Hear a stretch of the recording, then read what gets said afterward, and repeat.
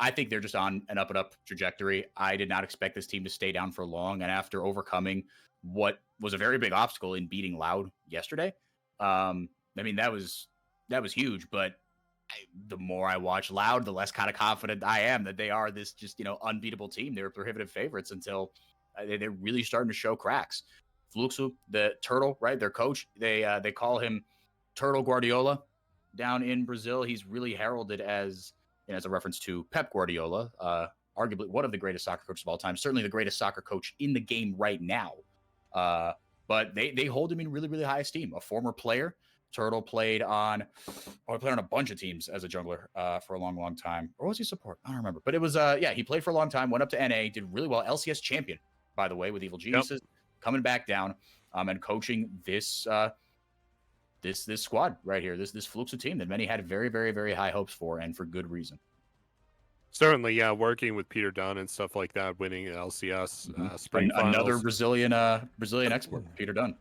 Yep, and just incredible, incredible mind to work with this team, and I gotta admit, I predict Fluxo for Brunsey, but yeah, Turtle makes it a lot easier, makes it go down smooth, I will say. So, God, that is a very cool Zach skin, man. I love it. I call it TFT Zach, but that Empyrean Zach skin is so clean. I love it. Yeah, no, it's super clean. The thing with Zach skins that they always have to play with, because he's just a blob, is color. And so few color schemes are just, inherently in and of themselves worth spending money on. Yeah. To the tune. Otherwise, just a chroma, right? And this is what the Zach. It is a chroma. I mean, they don't functionally change what Zach looks like. It's just the colors. But God, the colors are so beautiful in that skin. That was an easy purchase for me, and it was for Ty as well. So it's good stuff. Yeah, no, I grabbed that one super. I thought the Empyrean skins were fantastic. It was like Psyops, but better in my opinion. Yeah, because with Zach, you don't have any like crazy animations to play with, right? Like you don't have, with Sejuani, right, has a cool ultimate to throw out, right? Wukong, he has, well, I don't know if he has any really cool animations. You've got the Beyblade, I guess, to a degree, right? But with Lulu, you can, change what Pix looks like, and that's kind of what we got going here. I think it's the Dragon Tamer skin. Scary in some trouble in his own jungle. Yoink, thank you very wasn't able to swipe that away. Scary actually was able to hang on to his own blue buff and hang on to his life. Get the flash from Desamas as well, who's going to walk away with a couple more camps, but crucially, Scary stays alive. And Hank, this is what we see in almost every League of Legends game internationally, is this play right here. You have so much mileage out of the early game. Oh, they're going to fight back and forth. I think they're going to be okay, though. So I'm going to... Oh, well, no, they're pushing the issue. Yeah, boy, holding on to his heel because he has the cat on his back. It's close. Yeah, that was a close one. The early pressure you get in the bot lane from this Zeri lane allows your skirmishing jungle. Whoa, they're going to almost get him. Oh, man. I don't know. They're staying in the lane. The Yumi's healing the Sivir back up. This is so close down the bot side. But that pressure allows Desamas to push in the enemy jungle and take the camps. That's what I'm trying to say. Now they're fighting over the top lane Scuttle. I got to make my points quicker, man. The action's coming fast. That game 3 was way too slow, and it slowed me down. Lulled you into a false sense of security. Yeah, really. Yeah, no, that was impressive.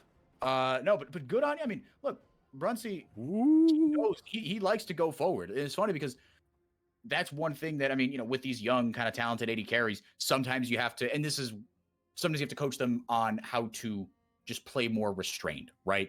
And you would rather do that than have to teach someone aggression, in my opinion. I don't even think that's a hot take, especially as an AD carry, right? If you could just like take away the int from them, because as an AD carry, you do need that killer instinct sometimes. You got to know when to go forward. Now, it's easy with such a mobile champion like Zeri, because going forward, you can also go backward. You can also get yourself out of situations. He's incredibly mobile. But that was one thing that Tinones, he was on the most recent episode of Tropas Liberadas, which is the podcast that the casters do with the players.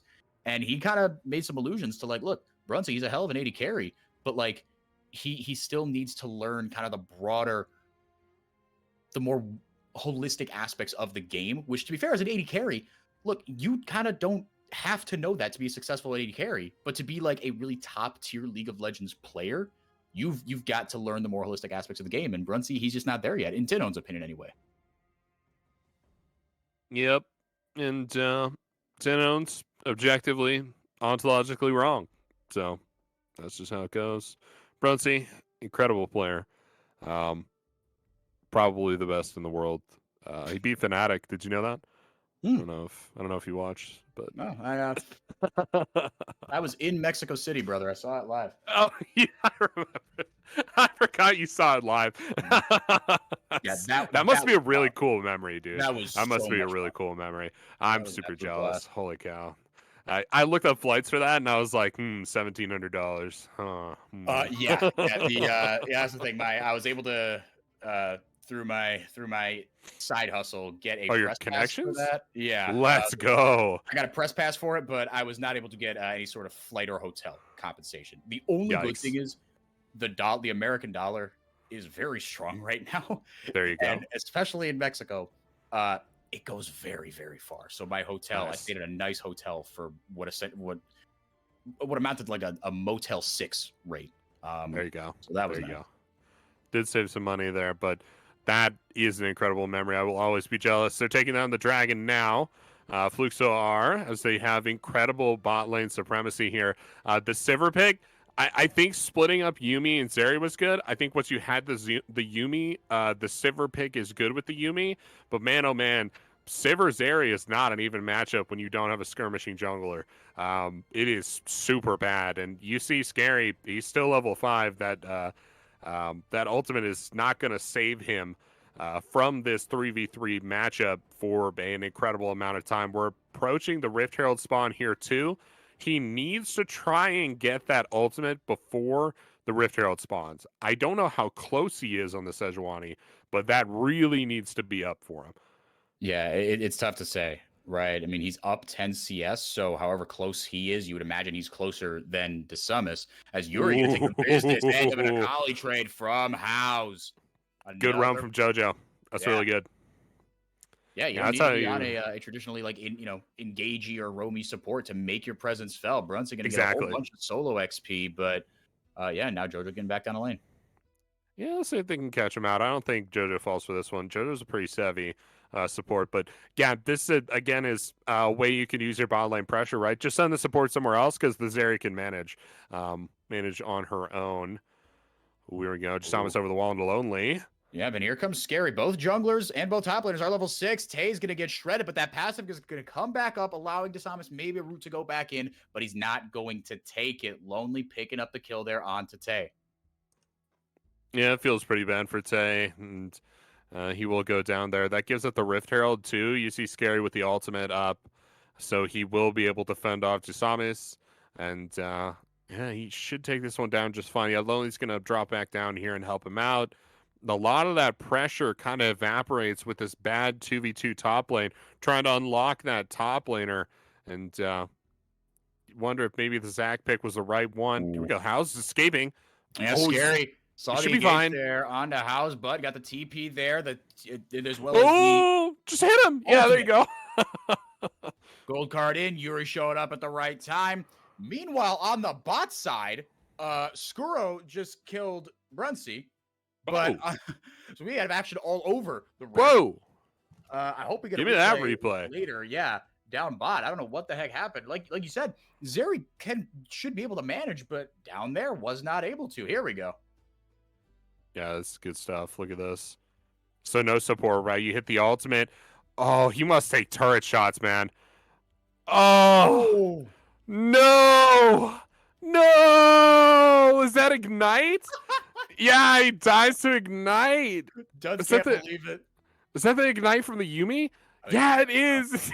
Ignite from the Yuumi burns him down. The turret shot's able to kill him. Oh, I can't believe it. That kill does go over to the Yuumi, actually, and Skuro picks that one up. And I can't believe that he walked under turret, man. I was just talking this guy up. He flashed under turret. Yeah. Wait, he flashed forward under the turret? I didn't even see that. Yep. Oh, no. Brunsey. Bruncy, please. Not like this. Oh man, that's funny. He was super strong though, and could 100% win that fight. But yeah, I mean, too many turret shots, and that's rough for him. A tough lesson, but perhaps a lesson learned. Yeah, that's the only thing that would make it okay, is that it Yeah, would be a lesson don't do learned, that again. right? Yeah. Yeah. Zeri's really strong. Can do just a sneaky amount of damage, but yeah, that ain't it. But right now, look, lane's still relatively even, right? Both AD carries on similar Ugh. power spikes, but Yuumi does have that Bandle Glass mirror as well. Jojo just sitting on the Kindle Gem, but more crucially, Skuro has hit level 6. Jojo hits it, and there goes my point. But yeah, but the Yuumi ultimate just on the Sivir, and Yuumi, I mean, can get on too lonely as well. There goes Scary over the wall with the wild growth goes Bruncy. Oh, here comes Yuri making his presence felt. There's the gold card. Cute. Thank you very much. How about Yuri? Bit of an unsung hero so far, but he's been a part of quite a few of the early kills for Kabum. Jojo has accepted his fate, and he will drop, and so will the Herald. Yuri double kill there. Crazy ultimate from him. You see How's trying to rotate, make something happen, and there's nothing really that can be done. The Rift Herald is going to charge on this bottom lane turret. With the members here, I think they can take down the remainder of the turret as well. Nope, they're going to back off and leave those last 2 plates up. As we approach the 14-minute line, there's no dive available as Yuri takes the reset, teleports up topside for his top laner. Yuri just MVP. Yeah, he's all over. No, he's like white on rice, just absolutely everywhere. Yeah, going unsealed spellbook with the ultimate and with the and with the teleport as well. Oh, really good stuff from him, and another champion that can abuse Rod of Ages. Right? It's funny that this item comes back and it's the same sorts of champions. Even after this item has been gone for a few years. The only thing we haven't seen really is the only mid laner that I can play with any sort of confidence, Anivia. True. Miss Anivia 1, 2, 3. Looking for the dragon here. Pushing enemy vision. Duds the boys saying, hey, I just gave all that gold to Yuri. I kind of got to play how he wants to play. He doesn't have ult right now. He's pushing out the bond lane, then maybe rotates up. Yeah, here we go. And now Kabum can maybe look for the objective now that they have Yuri unlocked and on the board. They just don't seem super interested. That always seems to be the case with CBLOL teams and objectives. Is that it's like, oh, yeah, we set all this up, but why go? Why do the work, right? I think both teams recognizing that this game's pretty close right now. No towers taken down for that 14-minute mark, and it doesn't look like there will be any, but some plate gold has been given over. It'll be Fluxo that starts it up. They got that control ward down basically in place of the Scuttle Crab. Here comes the TP back to the tower as Tay just kind of chaperoning his team's dragon take and goes back up to his turret. Again, yeah, before 14 minutes. Is that when teleport gets unleashed? Oh, yeah, 14 minutes. Okay. It's also when the plates fall. It's when everything happens. 14 minutes, pretty important time. Pretty important time indeed. Bruncy up in the mid lane. Gonna work on these mid lane minions. Mid lane's a hard point for Zeri. You have very short range, and Sivir has very long range. So this is where we start to see Duds start to come into his own, get a CS lead, and really working through the middle of the map. Difficult for Jojo and Bruncy to really match that. Yeah, no, and that is one of Sivir's strengths. I mean, yes, she's this incredible late game AD carry, just a hyperscaler, the original hyperscaling late game AD carry, but provides tremendous value with the ultimate. The spell shield is also nice to have, and with that plus the Shirelias from Skuro, there's a lot of facilitating of the engage here. Scary, that's primary engage right there. And with the way Yuri's been playing as well, Kabum definitely have all the tools to make this one go their way. Lonely caught out here, actually has to fly or has to flash away, gets polymorphed, and he's got nothing. Now Bruncy popping the ultimate, but dissuading any further engages. Skuro with the lost chapter, trying to get onto Yuri there. Does the boy, has to flash away. Tay into the back line. This is what we saw from him with the Zac. Playing the fight. Fluxo! Whoa! Fluxo with a great patient team fight. play it awesomely, and come out on top. Hell yeah, that's what we're talking about, baby. Fluxo with the damage, with the team fight, they get the Rift Herald. They're going to be able to drop that on the mid lane, blow it wide open, and start controlling this map for real. And this should start to expand a little bit of a gold lead as well. Tay maybe caught out here. We'll see. We'll see. No, he's fine. I think he's fine. Okay. Why would it be bad? It's taking a little while, but the Sam is eventually able to secure that Rift Herald, and now they've got a shot to break the game open. Axe, again, still, no towers have fallen, but the first couple dragons have been taken. Maybe not right on cue, but with a little bit of a delay, but for the most part, the neutral objective control has been all right this game. Not as criminal as we've seen sometimes down here in Brazil. But first tower actually going to go over to Kabum. Second one taken just seconds later by House and that Herald. And there goes Does the Boy with Skuro. Again, with just barreling down that mid lane, clearing waves like crazy. But you see the different conditions that both these teams have. Zeri Lulu, unbelievably strong. Zeri, but this is what you got to be able to do. Every Zeri game that I've seen be successful, it's you have to be patient. You can play fights backwards so well. You can't do that. Wait a second. DeSummis and House looking for a pincer move. Lonely has shown up, trying to go in, gets one with the stun. Flux, or House rather, excuse me, getting out of the fight. Here comes Skuro. Gonna get back onto Scary and Lonely, but they don't have enough to dive. Maybe here crashing the cannon wave, they try to go for something, but Tay waiting in the wings saying absolutely not. You get the heck away from my mid lane tower. Tay saves the day. There's about a combined 400 health on the rest of the members of Fluxo right there. Good stuff, good defense, and yeah, I think some patience might have been warranted there. I would say for Life Force, so good call on that one. Maybe Brunsey slows the game down a little bit, and we slow it down, and we don't make plays like that. Yeah, you gotta play it slow. I mean, and then House, he can get onto that back line again. It's just Does the Boy, really. I mean, these are tough team fights to play out because it's a couple different kind of fight win conditions that you can have. And the Yuumi, always a difference maker, can get onto Does the Boy, can get onto Lonely. Yuri, I think, is going to be a real big difference maker in these fights, right? I mean, Jax and Sejuani, especially just Sejuani, they telegraph how you're going to start fights, right? But Yuri, with the ultimate, like that, ultimate gold card, bam, gets the Lulu ult out already. No ignite for her. Glacial Prison out. Now to Summis. Maybe looking for a way back in, but with a numbers disadvantage, not feeling too great about it. House, got to be careful. He's got to know that they're there.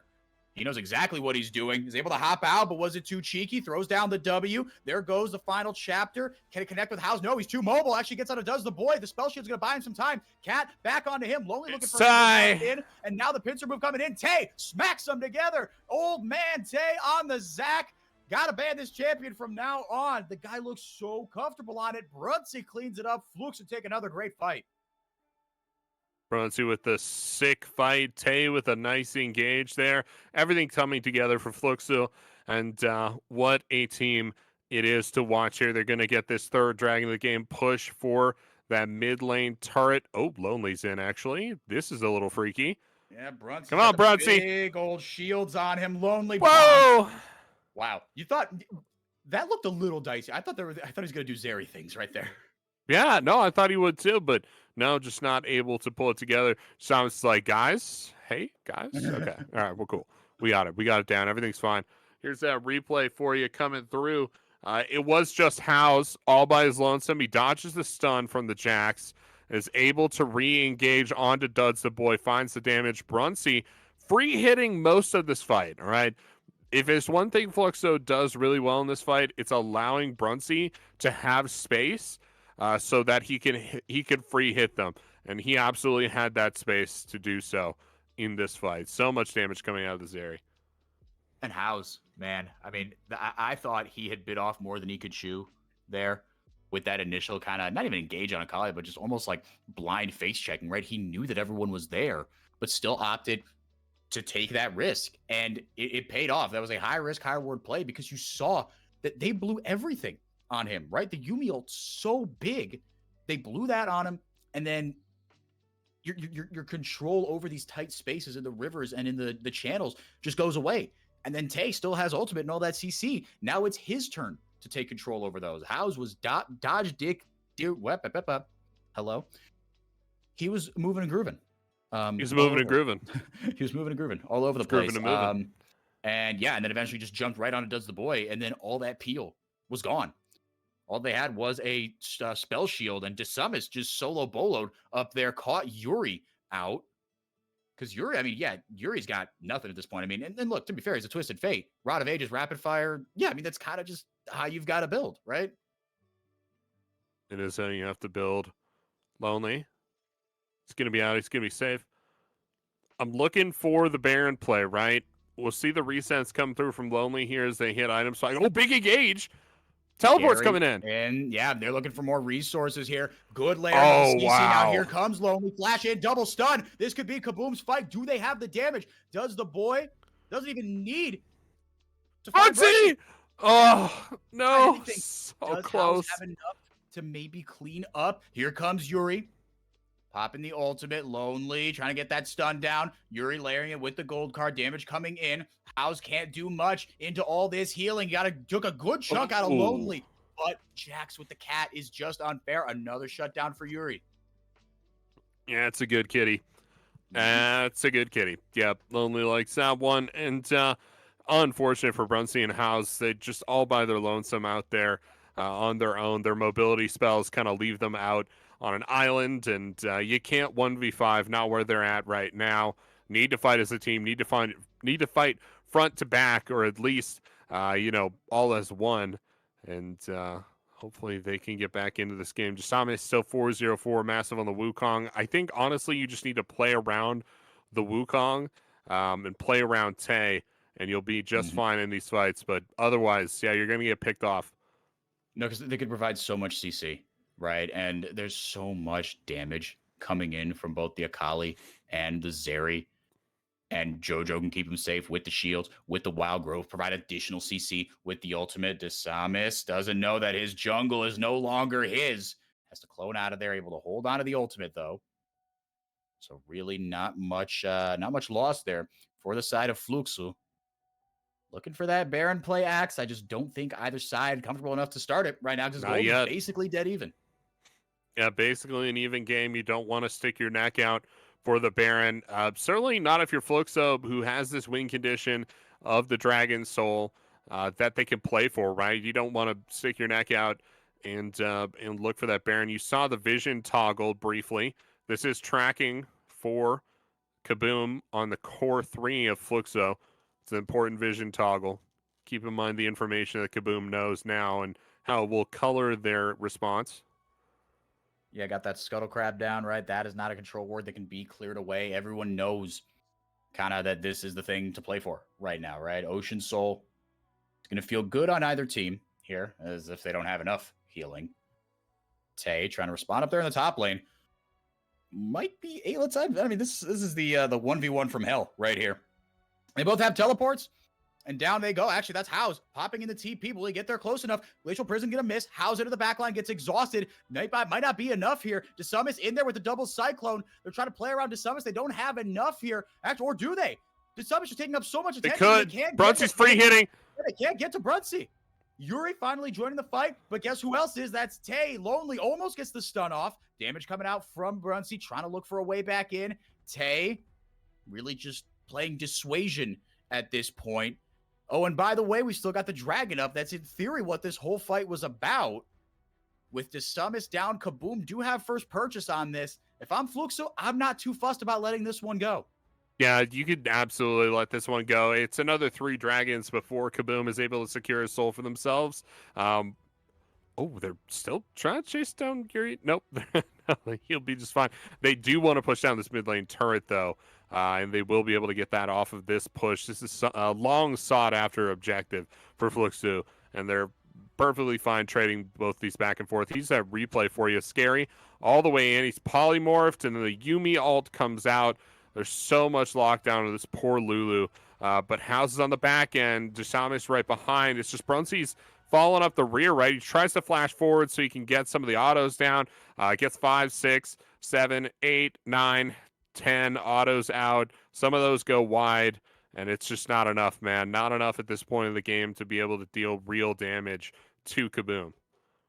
But you saw, I mean, that was a one-man tank job, right? We were talking earlier, like, okay, you play around DeSummers and Tay, and DeSummers was doing all the heavy lifting there. If Tay was there to layer down additional CC, right, it doesn't matter whether those autos go wide or not. Brunson just has a lot more room to play. He is the win condition for sure. And House kind of got taken out of that fight early, right? They weren't able to fight on their terms, but fighting front to back, Fluxo is going to win 9 fights out of 10 right now. Kabum just taking advantage of some misplays, right? They can be first to fight with all this extra movement speed, with the extra TPs, and with this Yumi ult trying to start something here. Brunsey pops the ultimate. Here comes Lonely trying to get the stun down. Mateus joined the fight via the teleport. In with the elastic slingshot. Can he close the distance enough? Grabs one onto Scary, but can't find anything else to grab onto. And so like that, the fight doesn't go anywhere. No blood spilled, Axeman. No blood spilled just yet. Brunsey was way up in front there on that fight, and Kabum certainly could have reached out and touched him if they wanted to, but they knew Tay was on the back end looking for the engage, and they are going to drop back and escape this one. I think you're right about the Baron play. Neither team really feels comfortable enough to make a play on this objective, so we might be avoiding the bottom side of the map here for a while, as both teams vie for control of this part of the map. Only gets the Counter-Strike ready, gets polymorphed. Does that still go off if the polymorph lasts through?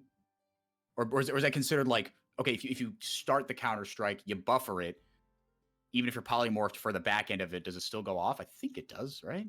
I would think it does. I don't think it's a channel, so I think it probably just goes off anyway. But yeah, it's just that you can't reactivate it early, I guess. Yeah, not 100%. Polymorph is a pretty unique ability. Yes. House is in. He's got the ultimate out. Yeah, but everybody else, I mean, they blow the Yumi ult again on him, but it doesn't matter. Man, House just critical, getting picked off right there at about the worst possible moment. Baron up here. And now Fluxo playing with a huge disadvantage right now. Lonely got himself another couple of items, and he's going to TP right back.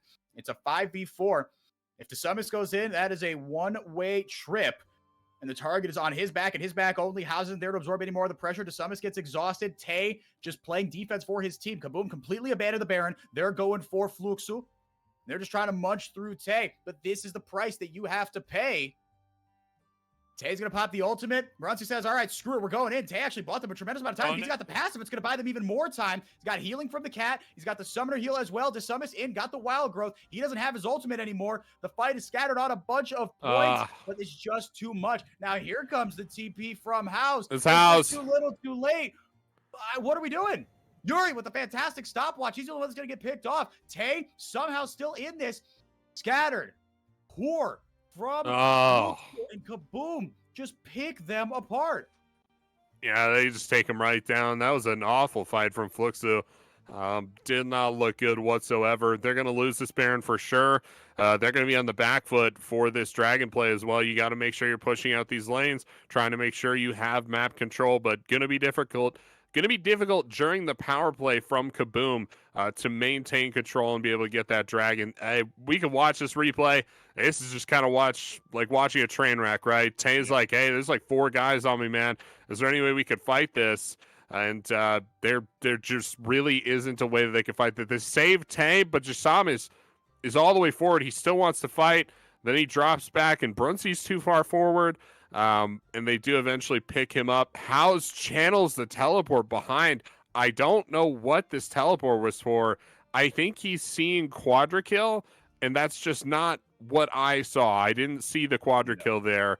I don't know if maybe you saw it for why, but yeah, I didn't see it there. There was some low health bars. Maybe I'll give him that, but I don't think you're at that point of Akali where you could go for that play. No, and I don't think you're at the point in the game where you need to go for that play. Yeah, you don't. I really don't think you do. You're up 3 dragons to none, right? Like, the fact that you sacrificed a Baron and a Dragon in isolation isn't actually that bad, but given everything else you gave up for it, right? You gave up just, I mean, Lonely's going to get to his 3rd item, right? Everybody's going to hit these spikes a little bit before you because you just threw away gold, just kind of puked all over yourself right there. There was no reason to retake that fight. And again, this is just a bit of theme of what we've seen from Fluxo's composition. They can fight front to back so well, even in that scattered, awful fight. For a second there, it looked like they maybe had something. And that shows you the strength of the composition in these drawn out fights. But man, they just shoot themselves in their foot right now. Really did here. Samus. Still a bright light for this team. He's got a death on him, but he's still pretty strong in the Wukong. Oh, they're going to get housed again, man. Oh, yeah, that stun didn't go off because that polymorph came in before Lonely started channeling the counter strike. Now Duds, the boy, just wailing away on this mid tower, shredded that in no time flat. And this is just this war of attrition right now. And Kabum looks like they're going to, I mean, they're playing it pretty patiently, right? Lonely, gonna come back with, oh man, with a frozen heart, gonna hop away onto another minion, maybe looking for a way in, throws up the counter strike. Prowling projectile out, decent poke as well. Jeez, just took half of DeSubis and JoJo's health bars. Really good siege here from Kabum. Maybe didn't get exactly as much as they wanted, but they are still knocking on the door. They're trying to get everything they can out of this Baron power play. Twice now you've seen solo laners for Kabum just base back, reset, and then just come back immediately with the unleashed teleports. Certainly, they're making really good use of teleports to keep up the pressure and maintain their lead, expand it, and it certainly expanded. It's 4,000 gold just off of that Baron power play alone. Closer to 6,000 gold, really, if you look at it in its totality. Yeah. It's not looking good for Fluxo at this point. I think that last dragon would certainly get them closer to being back in this game, but even that alone would not get them fully back in. I think they're going to need a lot more than that. It's got to be a big front to back team fight. And Bruncey's really got to be able to free hit for like 20 to 30 autos. That's a big ask from this Fluxo squad. And Lonely is going to be that much tougher to shred through. Now, look, Bruncey does have that LDR, so that's going to help him out a lot. Able to spread out that damage, right? Spread out that physical damage and get the armor shred onto a bunch of targets. DeSumis, he's got the Black Cleaver. He knows what his job is, right? It is to make way for Bruncey. You hit the nail right on the head axe. Bruncey's the only guy with the target on his back. Now, that does open up some room for House because nobody is itemizing against House right now, except for Lonely, maybe, right? He's got that Hex Drinker in there, but that's kind of about it. House is going to take a Glacial Prison to the teeth, but nothing will come of it. Slowly laying waste to these towers.